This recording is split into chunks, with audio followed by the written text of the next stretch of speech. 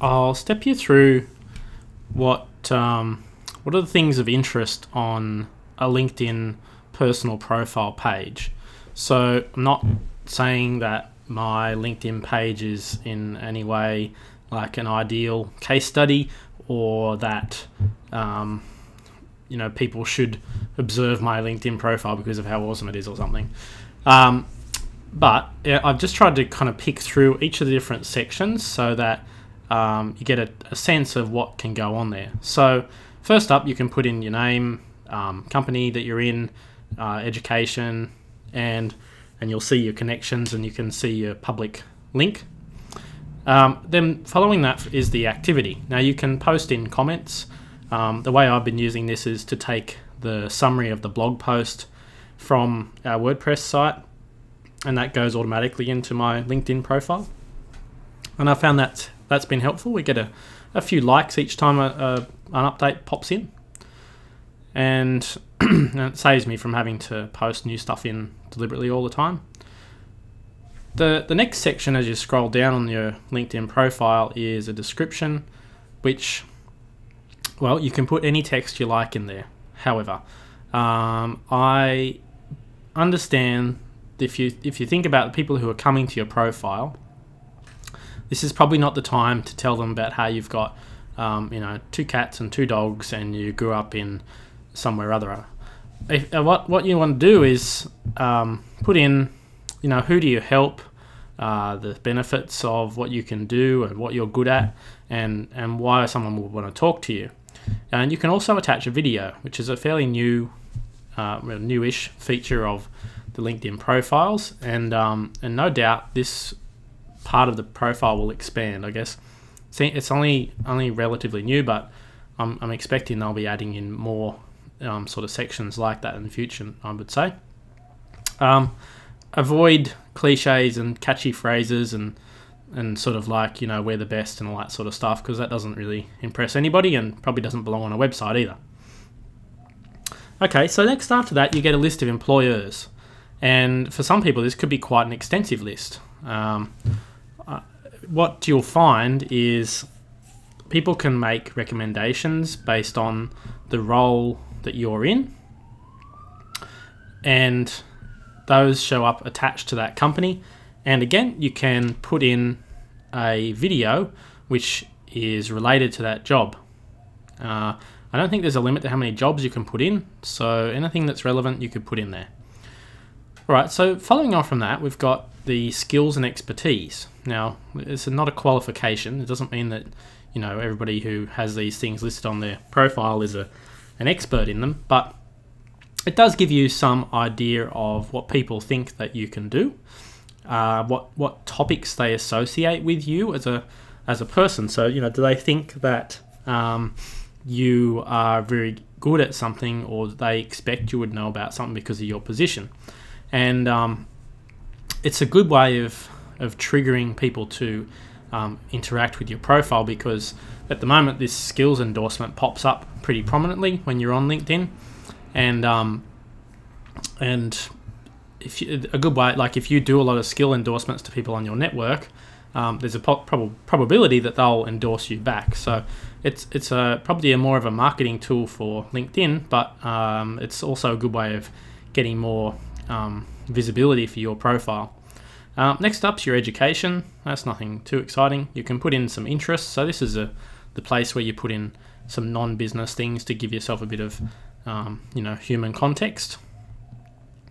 Then you can put in organizations, and it's only something I've done recently, and I think what so I don't know if this is exactly how you're supposed to use it, but I've put in things like the Rotary Club and the BNI group I'm in, chapter, the Outrigger Club, and the Town Business Association. So I've listed some organisations that I'm a member of that give, I guess, I'm hoping that they'll give some context to some of the things that I put time into outside of my business and outside of my work.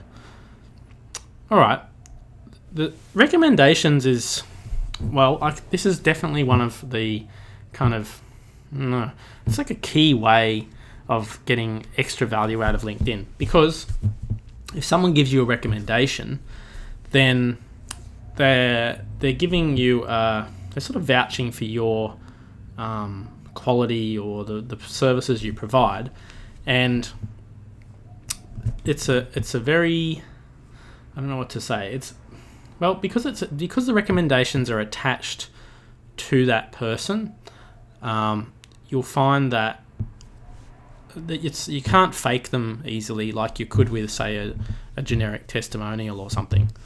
And so they have a very real sense to them, because there's a person that's attached to that recommendation. If they didn't mean it, then it's unlikely they would write it. And I've found that for every 2 recommendations I give, I'll get sort of 1 back, or maybe at least 1 out of 3.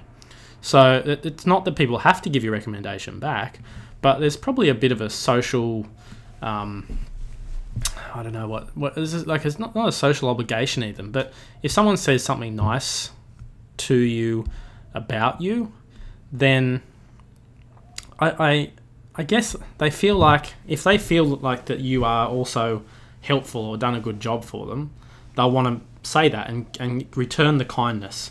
And so giving a recommendation is a good way of getting some recommendations.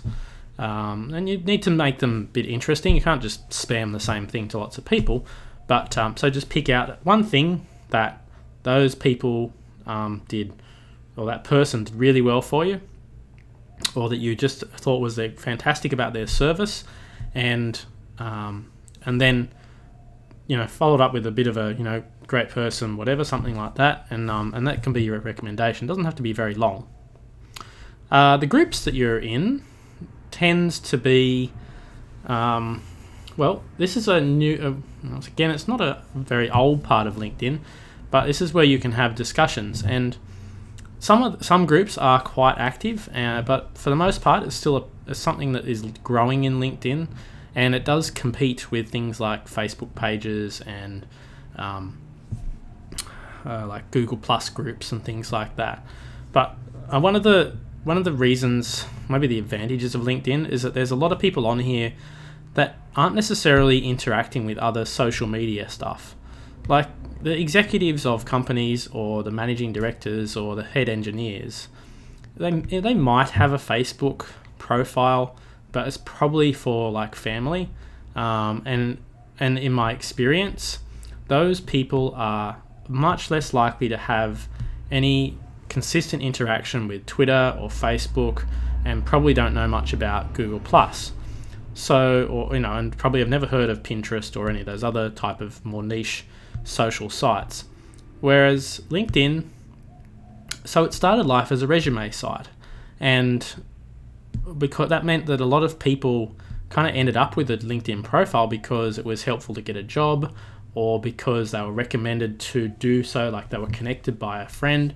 And so I see there's a lot of latent value that people haven't tapped into yet in LinkedIn, where you would not find those people on other networks. And so you have a chance to communicate with and message these executive type people that you know, you wouldn't be able to find them on Facebook unless you knew a friend of theirs or something like that. So yeah, a very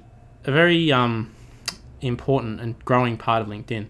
The following section, it's a bit similar to liking a page on Facebook, and it's just a way of associating yourself with certain sort of topics or businesses or people of profile. So it's not a bad idea to do that. If you're a business, then you can have a business page on LinkedIn. It's pretty undeveloped as a section of LinkedIn at the moment.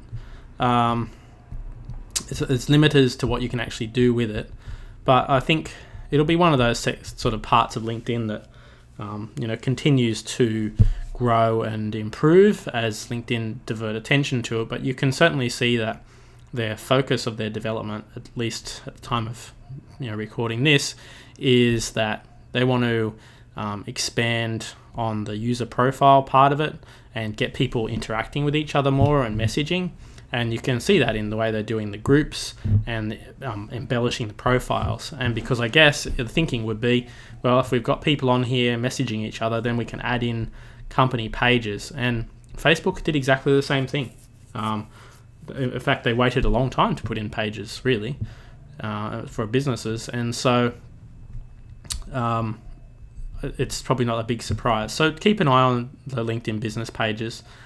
You can put in some services, so you can list some things that you do, and people can click on them and check them out. And yep, you never know. Someone might just have a look at your page and go, oh, that's interesting. I didn't know they do that. So, and you can see your impressions when you log into it. I don't know, it's probably not a very big number of impressions, but we don't have a very prominent LinkedIn page, and I don't promote it. So I guess that probably doesn't help either. So that's kind of an overview of LinkedIn and the different sections that you can put things into. So you really want to get a good summary of who you are, what you can do, and why you're helpful to people. A few videos, at least one. You need the starting point for most LinkedIn profiles is going to be like a resume.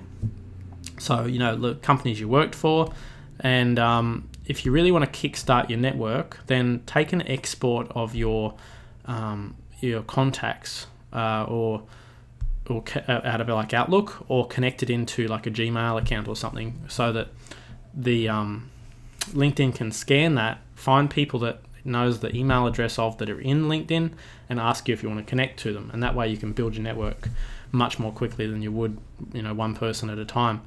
My photo on LinkedIn is pretty terrible at the moment. That's well and truly old now, so it needs replacing, and I would suggest you get a good, sensible but friendly looking photo, and maybe a professional photo if you want to really stand out. So I hope that's been helpful, and good luck with setting up your LinkedIn profile.